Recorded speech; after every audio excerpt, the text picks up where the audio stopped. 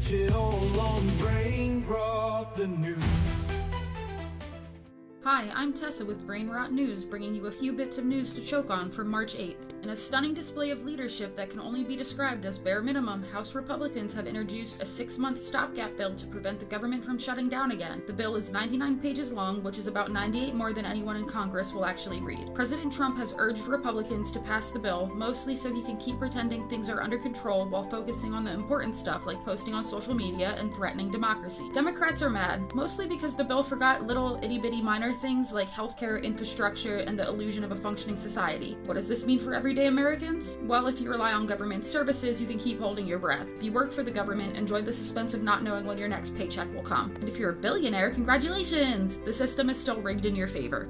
A Russian missile strike has resulted in at least 11 fatalities and 30 injuries targeting a residential area. As usual, Russia claims it's all part of a strategic operation, which is dictator speak for "we ran out of military targets, so now we're just bombing apartment buildings for fun." The incident underscores the ongoing conflict's severe humanitarian impact and the escalating tensions in the region. Meanwhile, Ukraine keeps burying its dead while waiting for the world to grow a spine. World leaders have responded with their usual mix of strongly worded statements and absolutely no action whatsoever.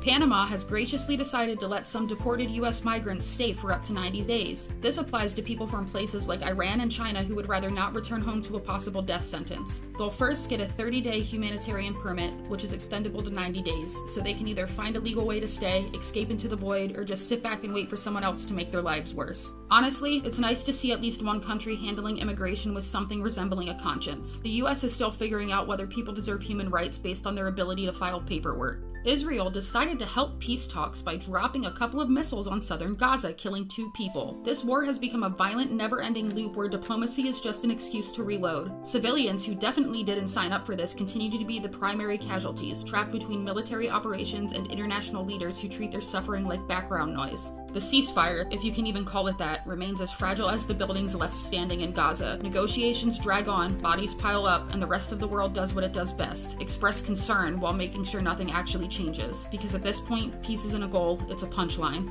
Elon Musk's 8th Starship test ended exactly how you'd expect it, in a fiery explosion that scattered their dreams across Florida and the Bahamas. The rocket began spinning wildly before breaking apart, proving once again that no amount of billionaire arrogance can override physics. The FAA had to briefly halt air traffic to prevent Delta pilots from having to dodge flaming chunks of failed ambition. But Musk, ever the optimist, called it a minor setback. At this point, NASA must be looking at SpaceX like a disappointed parent watching their child set fire to the family car again. That's all for today. Like, subscribe, and remember there's no light at the end of the tunnel, it's just more tunnel.